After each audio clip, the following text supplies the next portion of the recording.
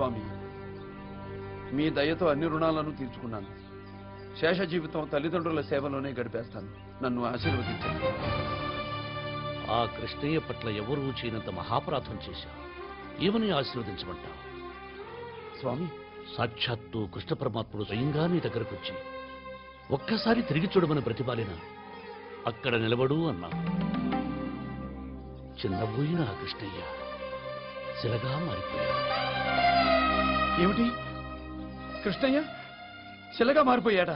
అంతేకాదు, అమృత స్వరూపుడైన ఆ స్వామి అమృతలా మారి నీ సంసారాన్ని చక్కదిద్దాడే. అందుకు ఇదా నీ కృతజ్ఞత?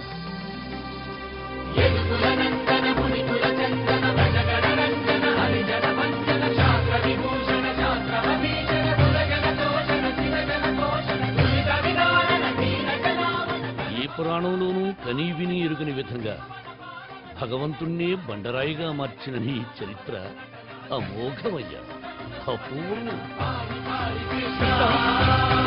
కృష్ణ!